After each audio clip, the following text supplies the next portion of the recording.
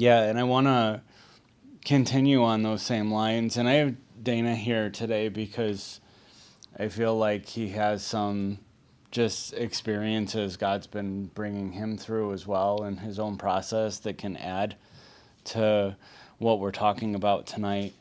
But let me just share like my last couple weeks, I think, to paint a picture because I really want to go deeper with like, can we just let go?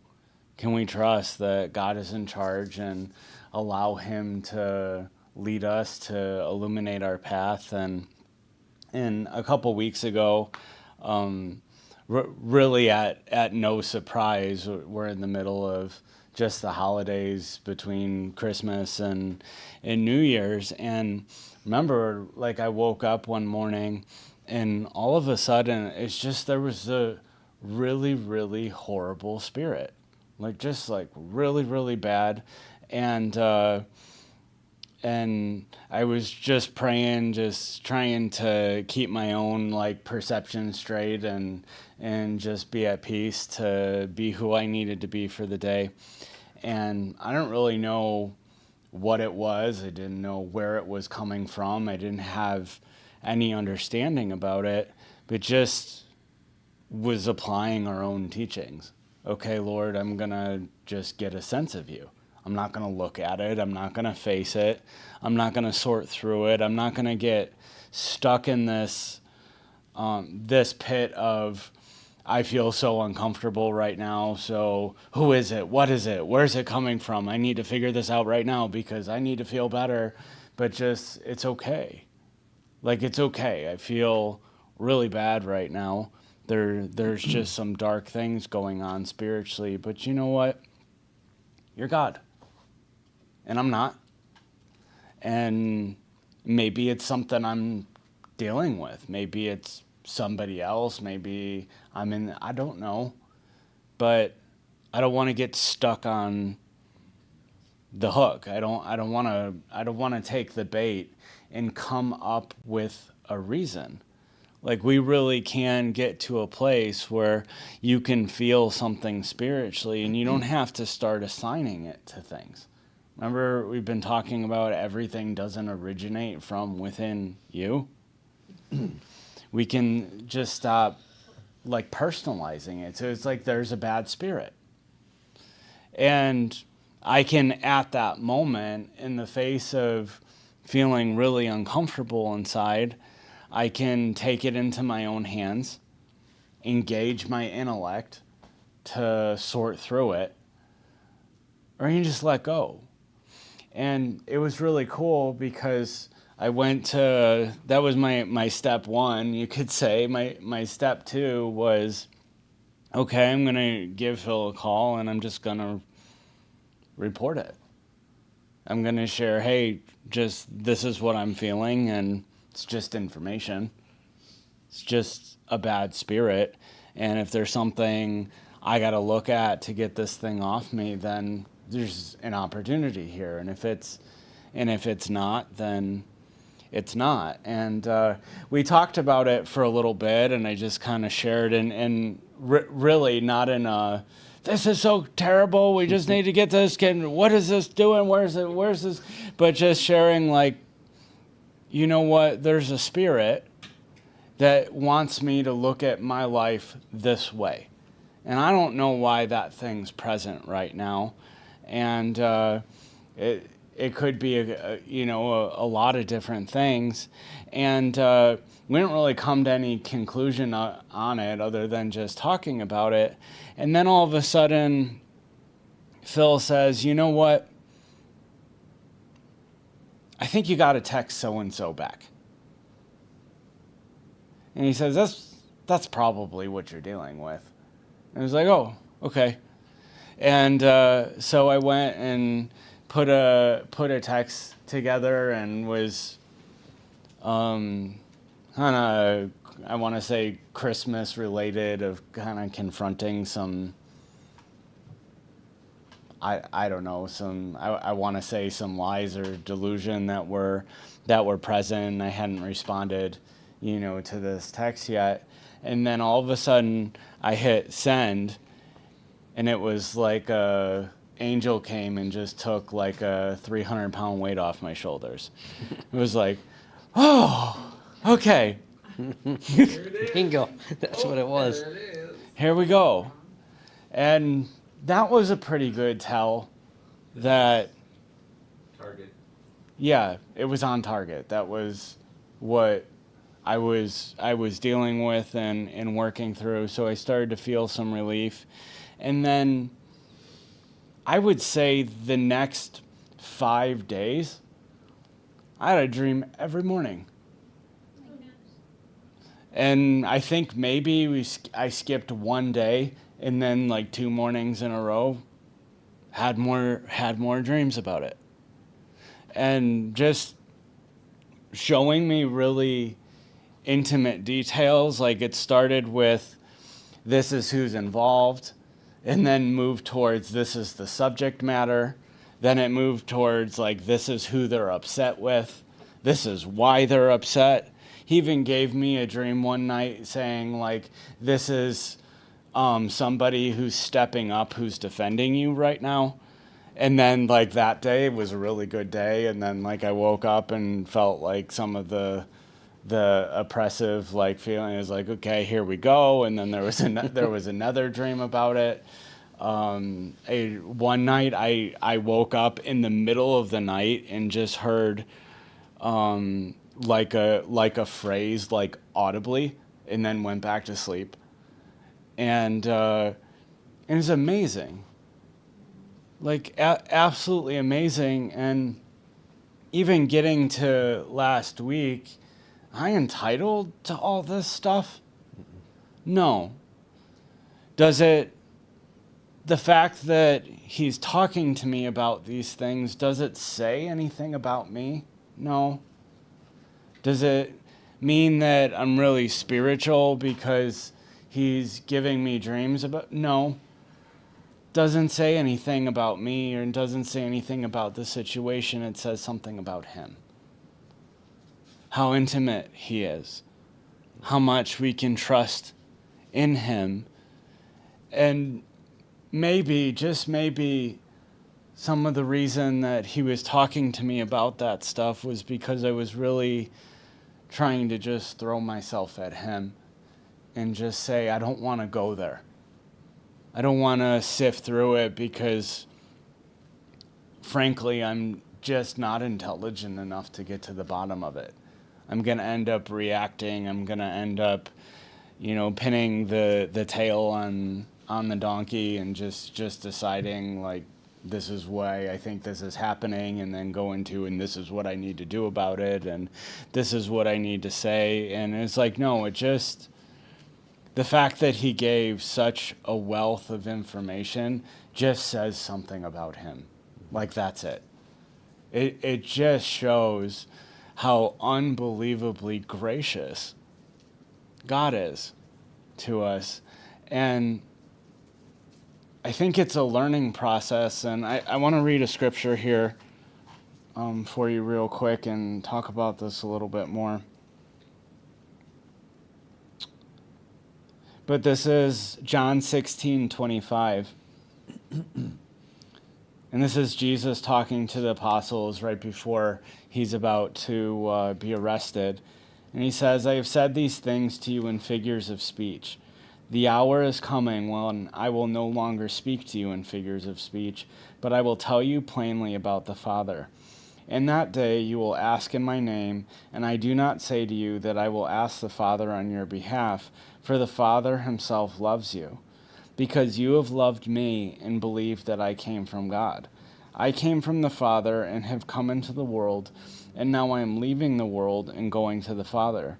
His disciples said, now you are speaking plainly and not using figurative speech. Now we know that you know all things and do not need anyone to question you. This is why we believe that you came from God. Behold, the hour is coming, indeed as it has come, when you will be scattered, each to his own home, and will leave me alone. Yet I am not alone, for the Father is with me. I have said these things to you, that in me you may have peace. In the world you will have tribulation, but take heart, I have overcome the world. I just love this like epiphany moment that they have where it's like, now we realize we don't have to ask you questions. Now I realize, Lord, I don't have to lead you to water. I don't have to try and direct you to a certain path or get you to understand how bad I really got it or how hard it is or like make you aware of all this stuff. Like I can just like back off and just trust that you're a good God. And that's what I'm saying with my story. It doesn't say anything about me, because that's the way the Christian church, I think, understands a lot of that. It just says something about him. The more we set ourselves in this place of being vulnerable, of not figuring it out on our own. I mean, what is he going to do when we go to this place where maybe we're trying to be spiritual, but we immediately decide this is what needs to happen, this is how it needs to happen, this is who's involved, this is how we need to sort through it and confront it. I don't know that person's going to get a lot of information from God. And it's such a simple scripture to be able to say, well, now we understand. We don't have to ask you any questions, but it makes me wonder, like, have we gotten there yet? Or what are the ways that we can do that a bit better? They're in a pretty extreme scenario here, the disciples. I mean, their whole life is like on the verge of being stripped away from them. Their sense of safety and security and being able to be a follower of Jesus, but not the front man. You know, not the person who's got to make the decision when it comes down and there's challenges. And I just think it would really serve us as a community if we could go to that next place in our process. I'm finding that as I grow more and more, I'm almost asking him less and less. Because you start to see that he already has all the information. It's not, and I'm not saying it's wrong to ask him for help or to pray these prayers. Like we certainly should be doing that. But here you have this God who, like, all I had to do was just say, I'm not going to get all wrapped up in it. And I can just trust the fact that you're going to walk me through it, whether I see how you're walking me through it or not. Whether it makes sense, whether I see light at the end of the tunnel or not, I can get to that place to say, well, now I understand. I don't have to lead you to water. Now I understand. I don't even have to decide if this is right or this is wrong, if this is good or if this is bad. You can just back up and just say, Lord, help me. Lord, would you guide me through this? And I think it's a more mature way. And like I'm finding that happen more and more, where it becomes less getting so lost in the circumstance and the feelings and the things that you're going through, and enough just watch. Let's just watch and wait. He's good. And I think it's kind of funny because Jesus' response right after they say this is, where's it at?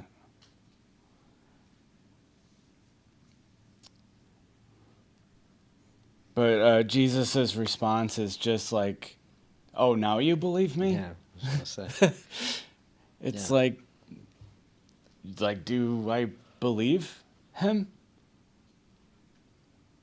It's kind of a simple thing, but it's like, now do you believe me? And I feel like it's the same thing. Like, it's in this moment where you feel overwhelmed. There's some really powerful feelings or some really dark things or circumstances you just don't know how they're going to end. And to be able to just say, I don't need the intellectual understanding to believe anymore. I can just go off of his character now. I can just trust the fact that he loves me and is working all things out for me. And that should give me a sense of safety to just let it unfold as it unfolds and let him feed me the information that I actually need to make a good decision. It's something that he's doing. It's something that he's arranging for our lives in such a way that can bring us so much comfort and so much peace to back off. Is there anything on your heart, Dana? Yeah, I should have my notebook and my pen so I could have written all this down. But no, it's. I think it's exactly the process that I think God has been bringing me through is exactly like that, because he's forced me into, because I'm such an. It's got to make sense. It's got to be something I can write down. It's an intellect thing. The harder I grab onto it, and the thing that Phil's always been working with me is just to take that white knuckle grip off of what I think should happen, what's supposed to happen. I think the points that you said of what's a good day, what's a bad day, is so different now for me. And the more that I've begun to just let go, I can relate to them saying, now I understand what you're saying. It's not it's not a 24-hour thing, but there's a way that's happening right now where I've just learned to just trust and let God just make things happen. And I'm finding more and more that God is capable. Like the story I brought up on Thursday night of he's more than capable of getting hold of me. He's more than capable. If there's an issue, he can bring it up, and he will bring it up. And because he's done some of that stuff, and the situation at work the other day where it was just like all chaos but didn't, and I just kind of let it go, like it's enough just to get through the day sometimes, and to just trust that God had a plan for the day. God's going to make sure that things happen. And I always felt like, well, I've got to be right there to make sure. I've got to put the blocks in place. I've got to do all these things. And the more that I've let go of that, the more I've just, okay, I'm just going to hold back. Like right now, I have an inventory that's going to happen in 3-4 days that it's the worst my back room has ever looked in 40 years. And it's like, they're all coming on that day. It's got to be done. How is this ever going to happen? And to just let go and just say, the Lord knew about it. The Lord knows. The Lord has a plan, and it's going to happen whether I get involved or I don't get involved. And I'm starting to just let go and just see how things are just starting to fall into place. And it was really that step back. You said something about just taking that step back. It's taking a step back and saying, can I let go of the wheel, and will the car still drive? And I'm finding that little by little by little, as I'm letting go, the car drives fine. And I'm not sitting there all panicked, and I'm not there all stressed out, and I'm not living in all that stuff, and just understanding that God really does have it all. He really does have it all. And he's been real good about showing me those things lately. Circumstances at work, circumstances, and just things like I let go, I just out of the box, and all of a sudden he creates that moment. So it's funny when you said we should pray. It says, everything in prayer and petition, and I need to bring it up. But it was like the other day, I caught myself going, okay, these are the things, and I caught myself halfway through going, why am I telling you? you know exactly what's going on in my life right now. Am I willing to know that and just let you go through? So it's really been kind of really neat the last whatever of. I like how they said, well, now we know that you know. It's like you think that's pretty easy. You think we should know that. I mean, God is smart. Like even in that prayer tonight, where it said, you know, God knows these things. Why would I even have to ask you? But it really does all of a sudden start to click, and then you start to follow it, and then I turn into my bad side and I lose it again. But little by little by little, I'm catching more glimpses of what that said, and it's a whole better way for me, because I get too worked up about things, and I have to make things mean something, and I just don't have to anymore. Yeah. So Yeah, and I like the last verse that I read here. It's verse 33, and he says, I have said these things to you that in me you may have peace. In the world you will have tribulation, but take heart, I have overcome the world. And here, prior to this scene, they're asking him like 100 questions. Just do this. Just show us the Father. Why can't? And you can tell they're getting wound up trying to like grab a hold of this thing, which I could totally understand them being there. And they have this epiphany, like, now I realize I don't need to ask you a question. And then you see, well, he knows what's about to happen. He knows the circumstances they're going to face, and he's telling them that they're going to be scattered. He knows how heartbroken they're going to be when they betray him, when in his hour of need, they're not there. He knows they're going to be totally broken and desperate, even ashamed that what they did. And here they can go back to this conversation and realize none of my questions I asked at that time were relevant or important.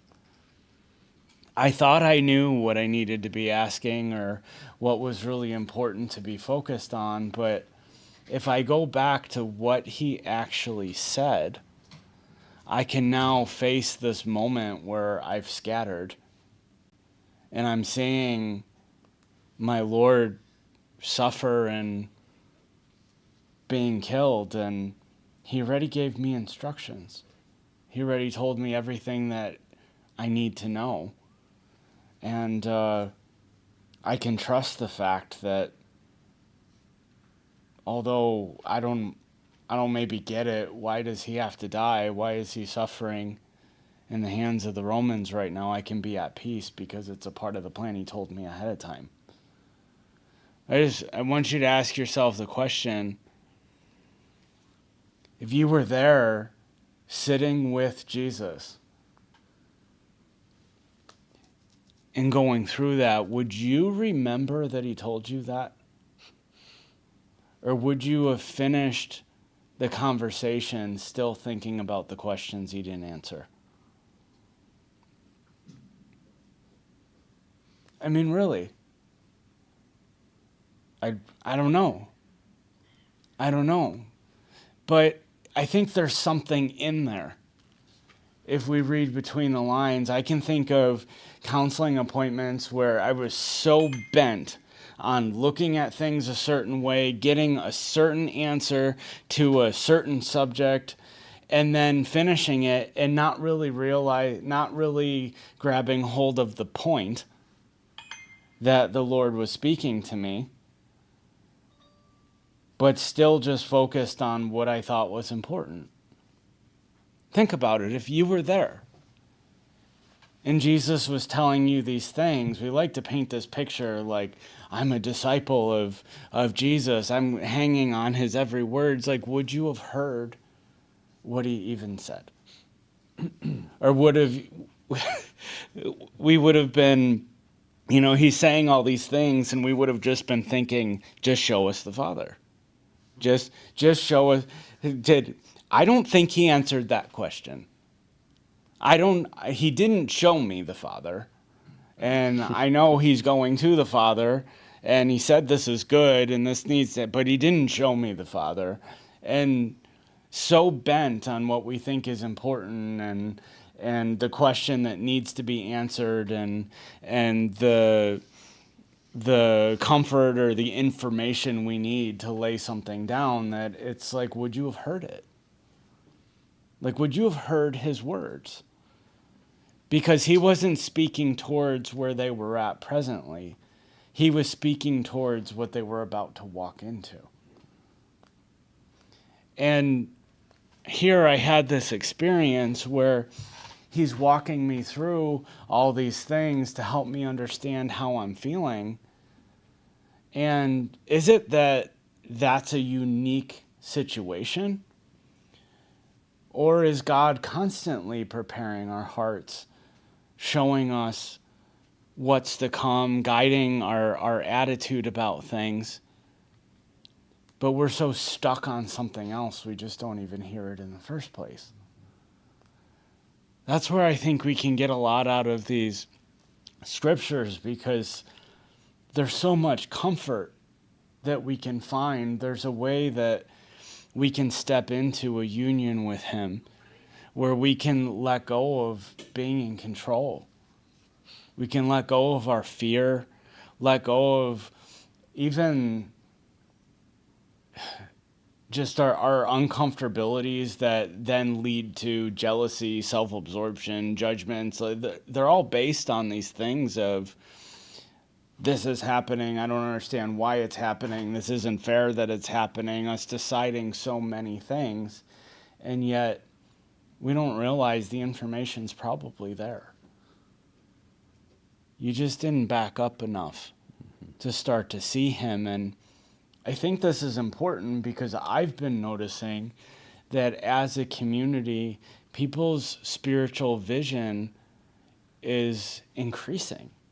People are starting to recognize Jesus in their day a little bit more.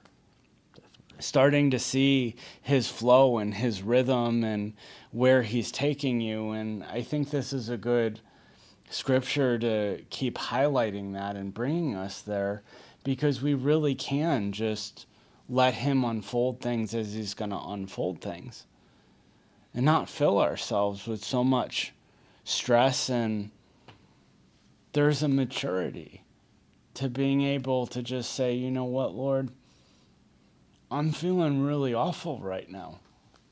Out of nowhere. I was fine going to sleep and I woke up and now there's this, or like Dana was saying, there's these events that are coming, and we get ourselves so stirred up and worked up about these things when we can really just have that moment like you had this week, Dayton, that you were sharing, just to be able to say, well, Lord, I'm worried about this. But you know what? I trust you so much that I know you'll get the information to me as I need it, if I need it. I know that you're still sovereign, whether I understand how it's the case or not, whether I understand the value of the circumstance that I'm in or can understand how it's accomplishing something or not. We're always 100% behind what God is doing when we see the rationale of it. But God is so big that if we're limited to only the moments we could see the rationale, we really limit our spirituality. We gotta mature more. We gotta back up a little bit more and be able to say, now I understand. Now I understand. You hold all the cards. You have a plan and you're unfolding that plan, and you really don't need me to unfold that plan. I'm just along for the ride. I know I've said this before, but I just feel more and more like I'm just on a roller coaster. Like I'm just on a ride. I can't turn the roller coaster left, and I can't turn it right, and I can't make it go slower, and I can't make it go faster. I can either just decide to enjoy the ride, or I can brace the side of the car until I have a bruise on my arm. Like, that's it. Like, those are my options, but there's something that is so comforting about that. To just let go.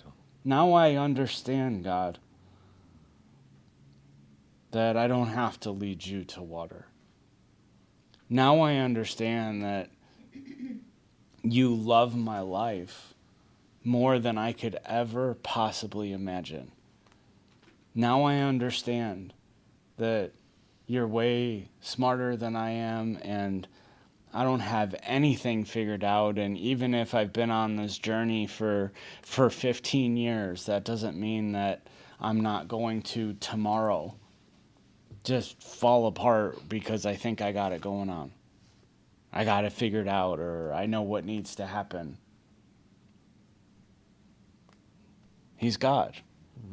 It's so simple.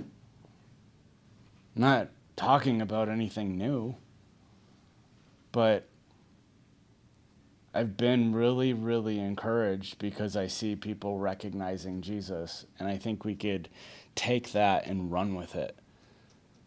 To say, if you're recognizing Jesus more, it's probably because you're doing this more. So let's do more. You got something, Dana? Well, I was just going to say the important part you said is, I know that I'm just going to fall flat on my face eventually. That doesn't have to mean anything either. Where that used to mean something like, oh, I blew it, I did it, now I'm all set back and I'm taking 3 steps back, and that's part of the process. That's part of God saying, I knew that was going to happen. I understand that. That's why I think that grace message fits so well into that, I have an allowance to overlook those kind of things. And so now I think there's some of that too that would get me going, that up and down, is not making the great days be something so great from the standpoint of getting so high, like, oh, now I can never fall, and not letting my falling down also, because I learn so much when I do fall down. So there's every part of the day, I think, when you let go of everything, I like how you say it's just information. Mm-hmm. I think we just have to let things happen, and I'm learning to just not be a judge of myself. Not decide that was a terrible day, or I shouldn't have done that. Like today really wasn't. I went in, prayed up, I did all this thing, make me purpose, Lord, what do you want me to do? And the day really was kind of, nothing bad happened, nothing good happened, and I was sitting in the car thinking to myself, like, well, Lord, I didn't really do anything, and I'm like, what if that's all God wanted to be done today? It could possibly be that's you did everything the Lord wanted you to do. But in my mind, so it's really my intellect that is the thing that I need to have take a back seat so often. We don't have to try to decide what God's doing, and we can't, kind of, we always use that when we go out to Phil and Colleen's. It's like, well, I got to be doing this. I got to be cleaning your gutters. I got to be painting your walls. I got to be doing all this stuff. Yeah. And I can't just be sitting here. And I remember one day I was just sitting there, and it felt okay to just sit there, but I thought, well, I got to go. I got to get up. I can't be doing this. And they're like, no. Well, how do you know God didn't want you just to sit there? Yeah. And it's like, I need to turn my mind off of deciding what God's doing in my life, because God is fully capable of doing that. And just be vulnerable. And just be vulnerable. And Yeah. let something go. Let something happen and say, okay, Lord, I like the verses I say a lot in my mind is when David just said, I'm not going to defend myself, Lord. I'm just not going to defend myself. And we'll see how that all goes, but I'm finding that too often I'm always defending myself. I'm always trying to make sure nothing happens. And that vulnerability of just letting go, little by little, I'm trying that. And I find God is right there. God is catching me. And it's nice to know that if something bad happens, God only allows things to happen. Like, God's in control of everything. He really is sovereign. We say that, but do we really believe that? Do we really believe that God is completely sovereign? And for a long time, I would say that, but when I'm finally starting to realize that he really is sovereign, that I am chosen, that I have a plan, there's a destiny for my life, there's a destiny for each one of us in this room, and he's going to make sure we get there. And even when we try to mess it up, he'll find a way to fix that too. And that knowing is what I'm trying to settle in on every day. And the more I do that, the more that I see him actually doing it. He's actually accomplishing things, and I didn't have to pray. I didn't have to get down on my knees. I didn't have to do all this stuff because he has a plan. And really, like we talked about Thursday night, my job is really just to try to get on board with what his plan is for the day. What does it look like? What does it look like? Instead of deciding what it should look like. And then he What's it look like? becomes the eyes of your understanding, Mhm. because you're not so bent on willing things to happen a certain way.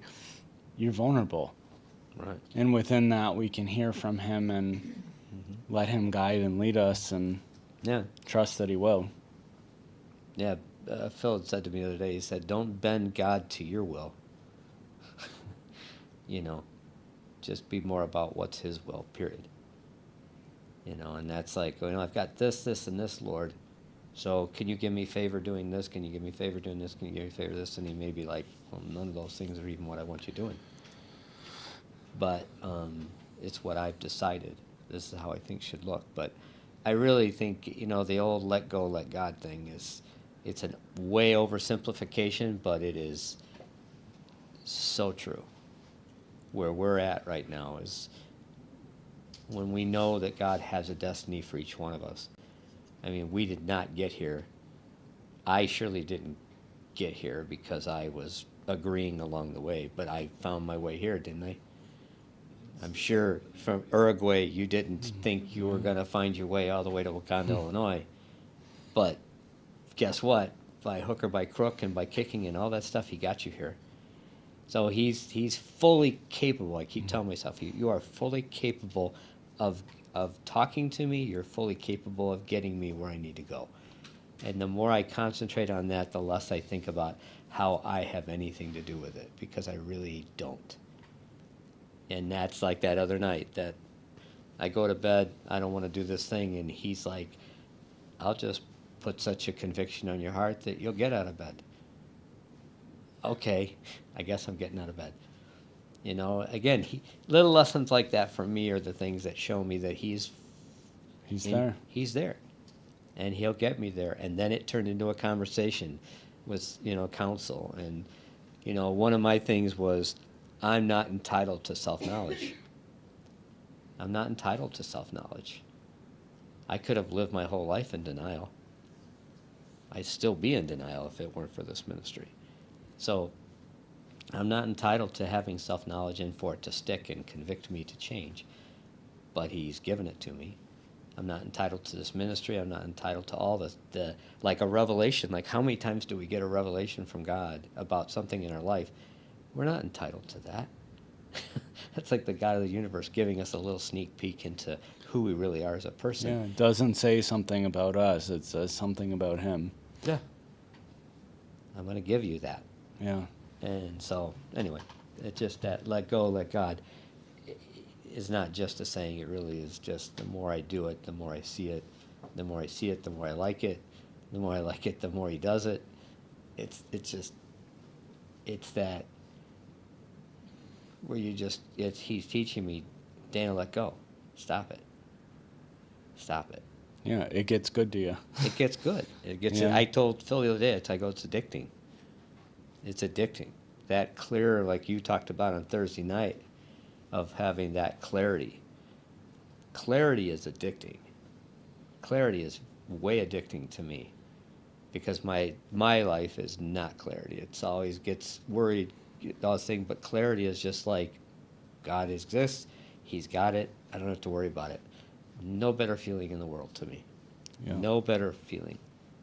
And I don't hold on to that 24 hours a day or even days on a thing, but when I do catch it, and I'm catching it more and more now, it gets to be addicting. It gets to be like if I have a feeling, I'm like, no, this isn't clarity. I know the difference between clarity and I know the difference when it's not. And so I don't want to be here because I know this is me and this is not going to get me where I need to go. And so it's fun to seek after it. It gives me an incentive. Yeah. So Cool. Anyone have any comments before we call it a night? Javier? Hey, Joe, can you pass that? Go through it's the got to go front. around. Oh, yeah, the front. Yeah.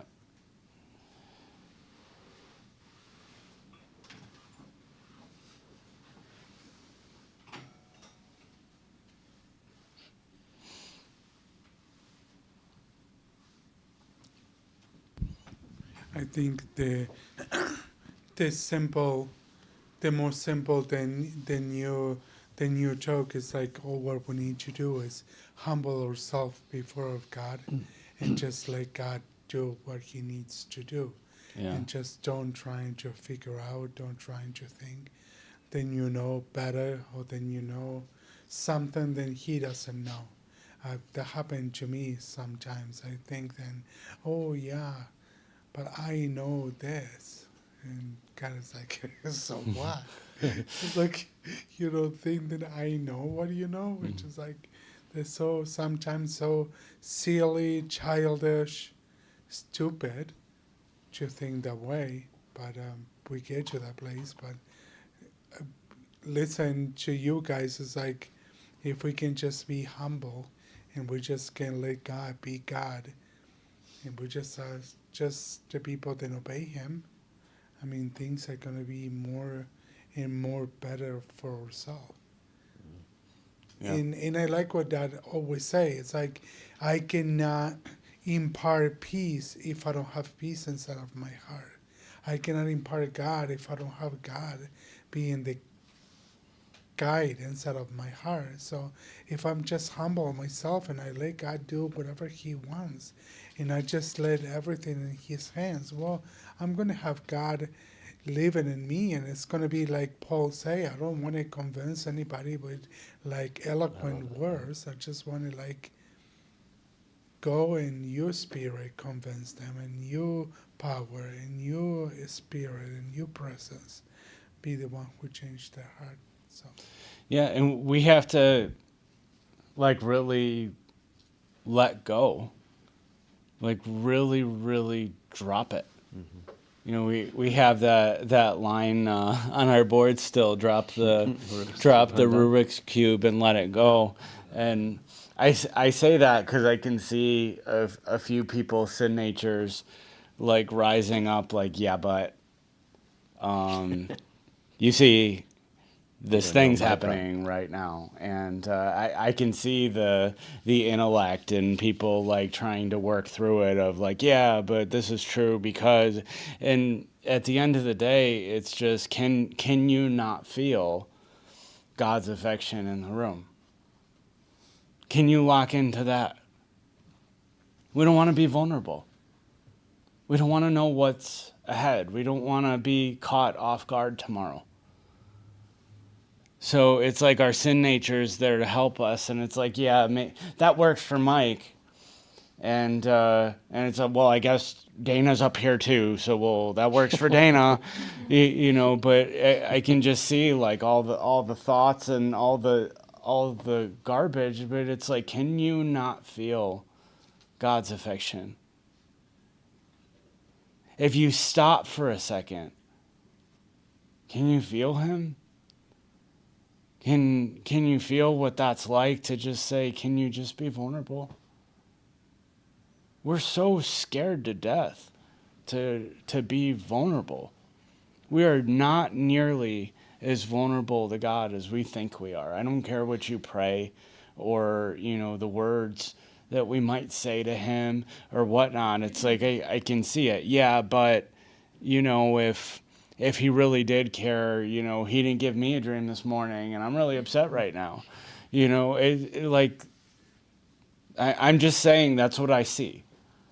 And if that's you, then receive it. If it's not, then don't worry about it. But it's like we have to get out of our head and just, can you feel His affection? because I can feel it.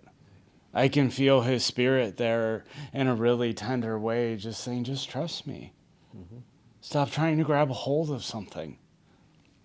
Stop giving yourself a reason of why you can't be vulnerable, why you can't let go, why you can't just like let him lead.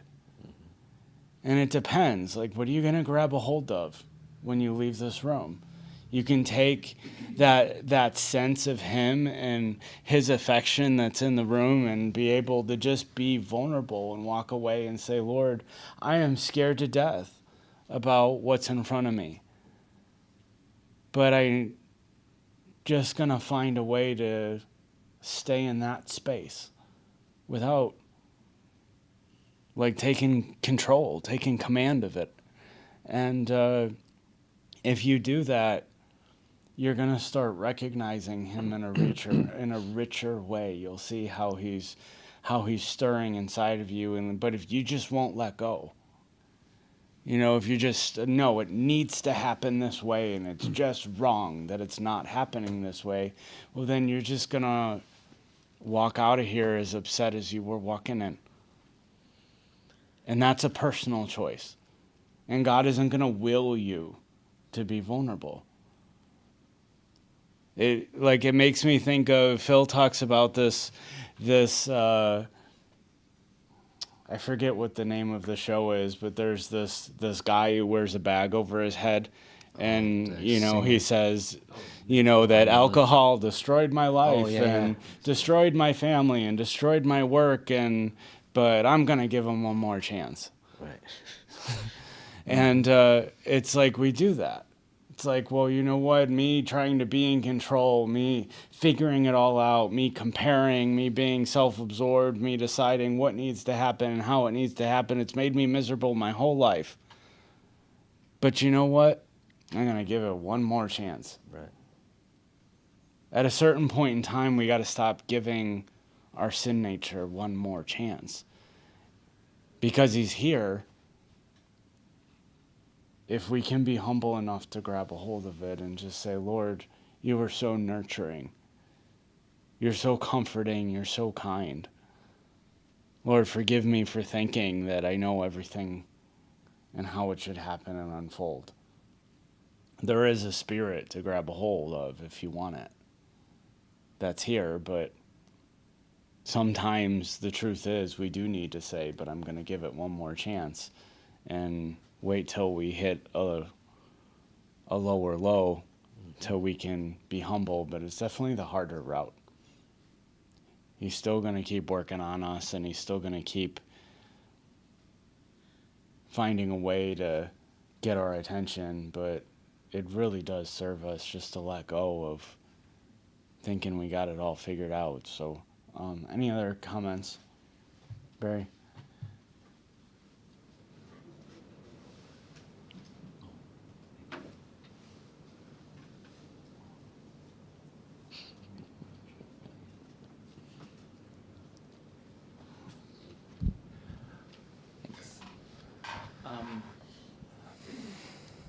I like that you brought up, Dana, your back door, your back room, that is the worst that it's ever been. As a former auditor doing inventories all around this time of year in my past life, I can relate, and you made it relatable, just with that example. But what I really liked, what I really wanted to say was, I felt from both of you that the scripture that kept on coming to my mind was that he's the author and the finisher. Yeah. And the more I believe that he's the finisher and the author, right, I get to be like a sigh of relief. Mm-hmm. And I don't like being vulnerable. I just want to say before you finish that using just that word, now I'm starting to believe. The more that I believe, it's really true. It's like I've been doing this for how long, and I feel like just recently, like it's like I'm starting to believe, and it's Well, that's like a crazy thing to say. It's like you've been a pastor for 15 years. What do you mean? But but it's true. I'm just saying in attitude, it's really true. It's like just starting. Like just at the very beginning of believing him and not just using Christian principles to work it all out. It's like now that I'm starting to believe, and it's like I understand Jesus's response, like, you believe me? Like, you think, well, he's Jesus, of course I believe him, but not of course. Like I'm not really as vulnerable to him as I'd like to think that I am, and just starting to open up and on this journey to trust him in a real way and really believe. So I just wanted to say that. Go Yeah, ahead. it just feels as if both your perspectives were, made it very real for me, and I just wanted to say thank you. But I really felt that being the author and the finisher of our faith, it's meant more to me now in the last 6 months or 8 months than in any times in my life before, because it gives me he's doing it, with me, and I'm gonna get it because he's in charge of my walk. Yeah. So Good. thanks.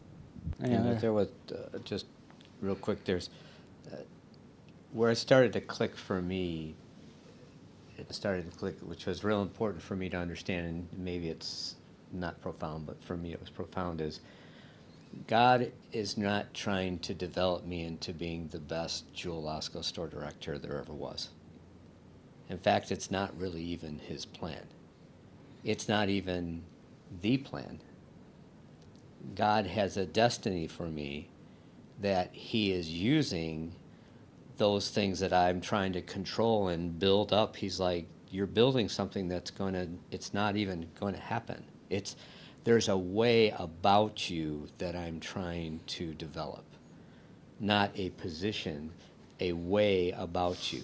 So I don't have to put all my blocks in the basket of Jewel Osco, because he's like, I'll use anything. But right now I'm choosing to use Jewel Osco, and it's working pretty well. So Dana, don't worry about losing your job, because one, it's working really well for you right now because it's given me a lot to work with. So that's a guarantee. And if it all falls, like Phil always says, if you get fired, Dana, what's that mean? He goes, you're going to get promoted. Now you're promoted into being what I really want you to be in Destiny. So I don't do anything, I win. I lose, I win, I win, I win. So once I did that, the blocks that I was building to protect myself in Jewel Osco kind of just fell down, because it's like, it's a perfect place for me to be right now, because he gives me so many different examples with people that are teaching me about what he wants for me. And each of us has that thing, but he's not trying to make you, whatever job you're in right now, the best at that thing.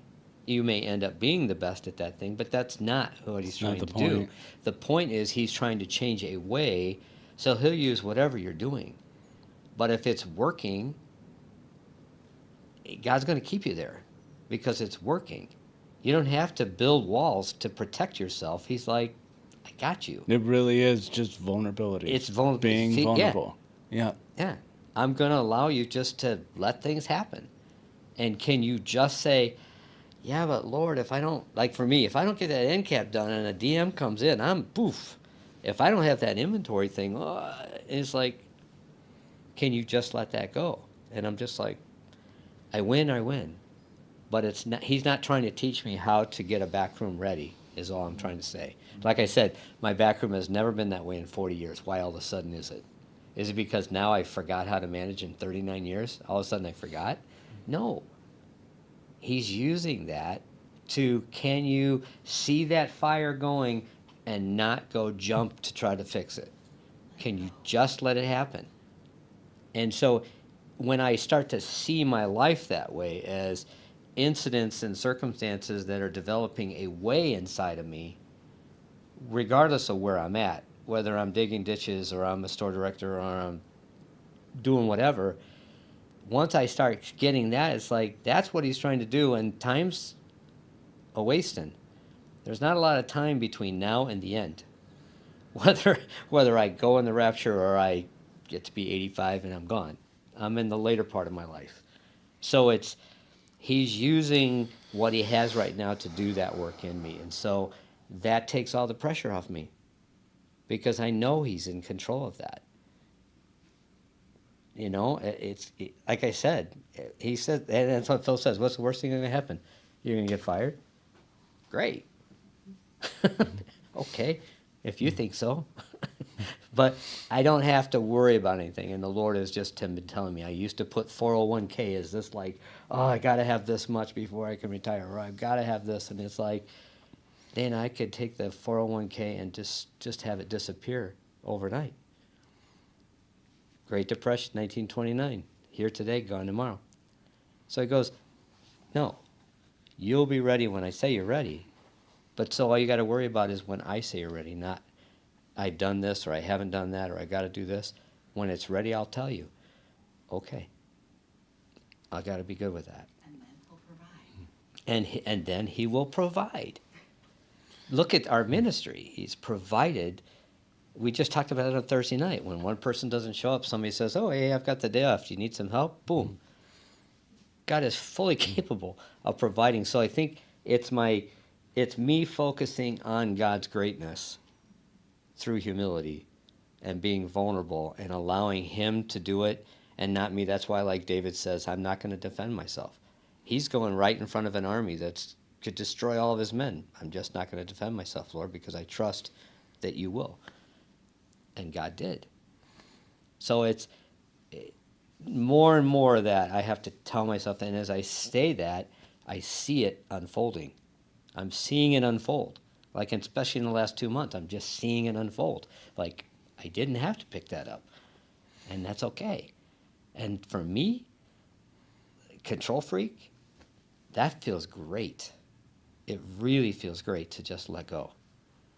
And have somebody else help me do my puzzle at night when I've got to put every single piece in because I've already put 950 in and I let my wife finish up the last ones and I can't say that I did the whole thing. I'm learning. But we did it. We finished one last night. So. But, I mean, little things, and I know that sounds stupid, but those are little things that I'm letting go of. Like, let go. Just let go. And it's like, yeah, let go. And he's faithful. He's showing me little by little.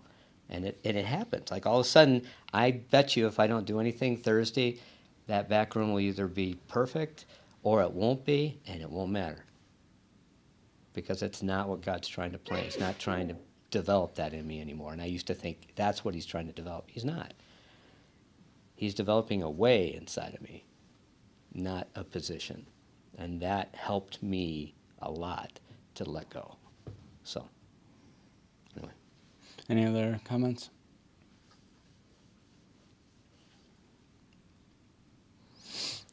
All right, well, why don't we close in prayer here? Lord, you are so good to us. You are faithful. You really do illuminate the path before us. We're so afraid to be vulnerable. Yet you've never given us a reason to be afraid. You've always been good. You've always been faithful. You've never dropped the ball on our lives. You've never forgotten about us. We're the ones who do the forgetting. We do the doubting. We bring the confusion. And yet you've always been solid. You've always been sovereign, and you've always been good. Forgive us for our fears, the grip we think we have on our lives. We want to yield to you and just let you lead. I just pray that you'd help us in that process. And thank you for how patient that you are with us. In Jesus' name, amen. Amen.